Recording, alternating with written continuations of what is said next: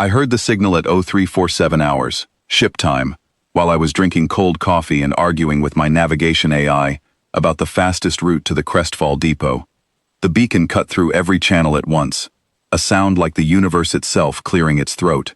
I had heard priority Omega signals in training simulations. I had never heard one in real life. Nobody had, not in my generation.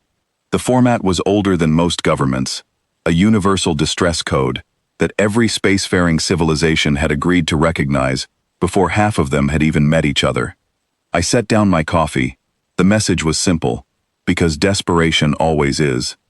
A colony called Kethra, third planet of the Vareth system, was under attack. Not a border dispute, not a skirmish. Systematic, deliberate destruction from orbit, carried out by a Vorath Dominion fleet as a message to neighboring systems that the Dominion's territorial expansion would not be questioned. 2 million people lived on that planet. The message had been broadcasting for 11 minutes before it reached me. I pulled up the Galactic Relay Network on my secondary screen, the one I usually used for cargo manifests and weather reports. Every major civilization was already tagged as a confirmed receiver. The Solendi Collective, the Chorath Hegemony, the Mehari Ascendancy, 3 smaller groups whose names I could barely pronounce. All of them had heard exactly what I had heard. I watched the response tags update in real time.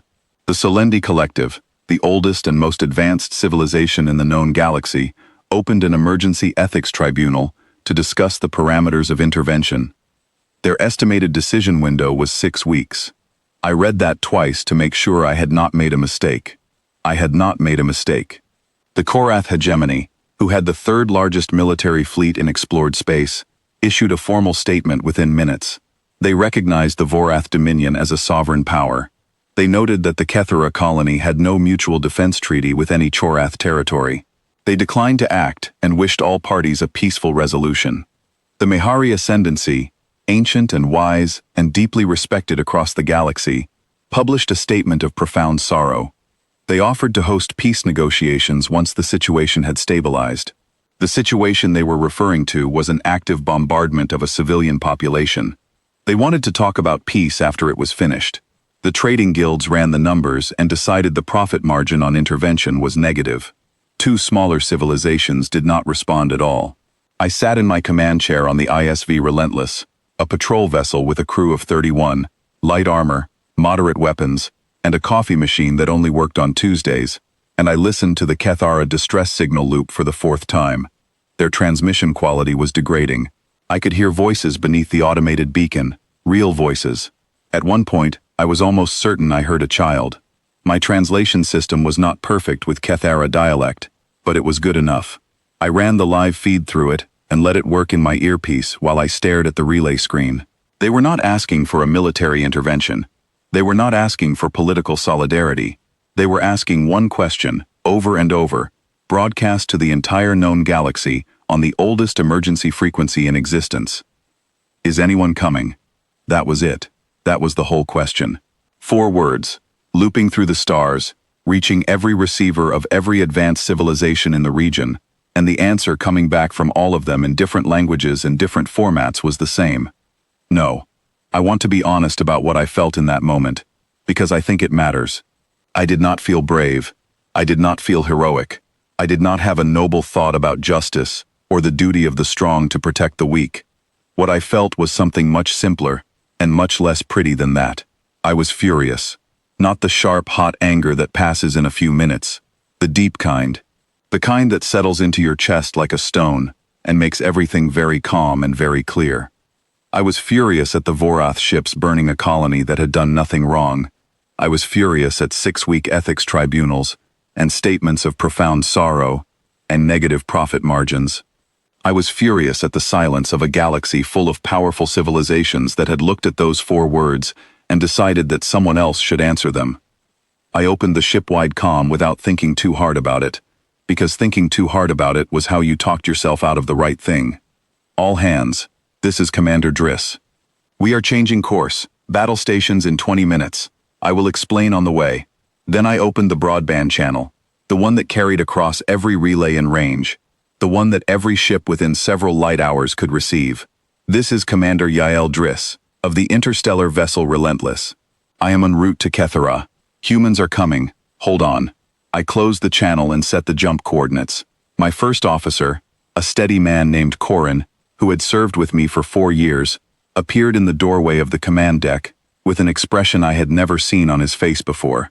"We are one patrol vessel," he said. "I know." "The Vorath have 7 warships." "I know." He was quiet for a moment. Then he said, "20 minutes is enough time to get everyone fed before battle stations." "Good thinking," I said. "Make it happen." That was my crew. That was always my crew. What I did not expect was what happened in the 38 minutes between my broadcast and our arrival at the jump point. My communications board began to light up, not with messages from Earth High Command ordering me to stand down, not with official traffic at all, with voices. A deep-core mining vessel called the Bessemer came on the channel first. The captain's voice was rough and unhurried, the voice of a man who had spent decades in the outer belts and had developed strong opinions about things being fair and things being unfair. He said he had heard the signal. He said he had heard my broadcast. He said his ship was armed with industrial plasma cutters, and he had 200 miners aboard who had voted unanimously, and he was behind me. Then a merchant convoy. 6 ships, mid-sized haulers, traveling together for safety as commercial vessels did in open space. Their lead captain said they had been listening to the distress signal for a while and had been waiting to see what the big civilizations would do. Now they knew. They were coming. 2 human naval frigates sent a joint message. They were technically on leave rotation, their patrol cycles completed, their crews officially on rest time. Their captains had apparently called each other, had a short conversation, and decided that their paperwork could be filed late. The East Amaranth reached out next, and that one hit me differently. The Amaranth was a decommissioned warship, old and worn, being ferried by a skeleton crew to a processing facility where she would be taken apart for components. Her crew of 40 had no orders to fight anyone. They had no military obligation. They were on what was essentially a slow drive to a demolition yard. I was told later that the vote to reroute had taken less than 2 minutes, and that nobody voted against. Civilian transports joined. A research vessel with 4 scientists and a crew of 8. A diplomatic courier who spent 10 minutes manually overriding the weapon locks that were installed on her ship as part of her diplomatic designation, because rules about neutral couriers mattered less to her than what she was hearing on the beacon. By the time I crossed the jump threshold, 19 human vessels were traveling with me.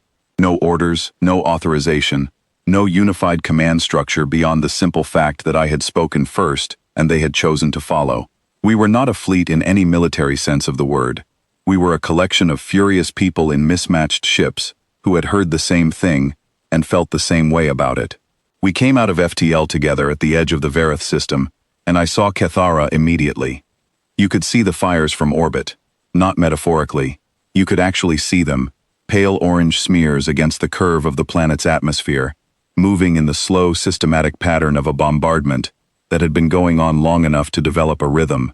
7 Vorath warships held position above the planet. They were large, clean, professional vessels, and they turned toward us with the calm authority of ships that had never been surprised in their lives.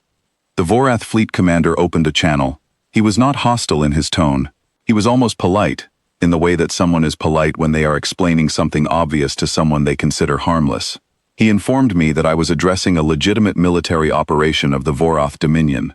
He noted that humans had no treaty obligation in this system, and no recognized territorial interest.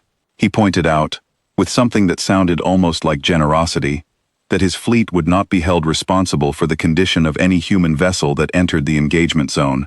He thought he was warning me off. I gave him 90 seconds to cease bombardment and withdraw his fleet. He actually laughed. I could hear it, brief and genuine, the laugh of someone who thinks they have encountered a joke. Across the open relay channels, I knew the other civilizations were watching now. The ethics tribunal, the hegemony with its statements, the ascendancy with its sorrow. All of them watching to see what happened when a single patrol vessel and 18 civilian ships gave an ultimatum to a 7-ship military fleet. The 90 seconds ran out. I gave the order, and 19 human ships went forward together, and it was the least organized, most ferocious thing I have ever been part of in my life. The Relentless and the 2 frigates hit the nearest Vorath destroyer hard and fast, pulling its attention, drawing its fire, making ourselves loud and obvious and infuriating, while the Bessemer and the mining convoy swept wide around the engagement. Industrial plasma cutters are not weapons. They are tools designed to cut through asteroid rock and dense ore deposits. But metal is metal, and at close range, against the side plating of a ship that was not expecting to be flanked by a mining vessel, they were close enough to weapons that the difference stopped mattering. The merchant haulers performed targeting runs that I am certain were not in any military manual ever written. They were large ships and they moved like it, but they moved with absolute commitment, and Vorath targeting systems had apparently not been programmed to fully account for an enemy that would accept significant risk to its own hull in order to close distance. The Amaranth we saved for last. Her crew had already transferred to lifeboats by the time she made her final run. 40 people floating in the dark watching their old ship do one more thing with her life. She was aimed at the engine array of the Vorath flagship, and she hit it badly off-center, which was not the plan, but it was enough. The flagship lost 30% of its propulsion. The Vorath commander's tone on the comm channel changed after that. I want to be honest about the battle the same way I was honest about my anger. It was not clean.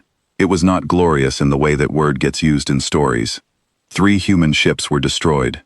I will not list them by name here because their names deserve better than a list. Hundreds of people died who had woken up that morning with no expectation of dying. People who had rerouted because they heard 4 words on a distress beacon and could not make peace with the alternative. What I will say is this. The Vorath were professional and well-equipped, and they had every strategic advantage that could be measured.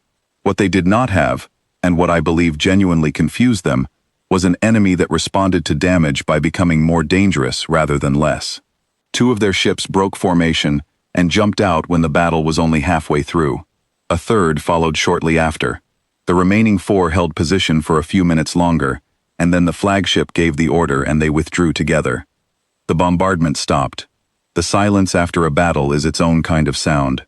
My crew was quiet, checking systems, reporting casualties, doing the 1,000 necessary things that follow a fight.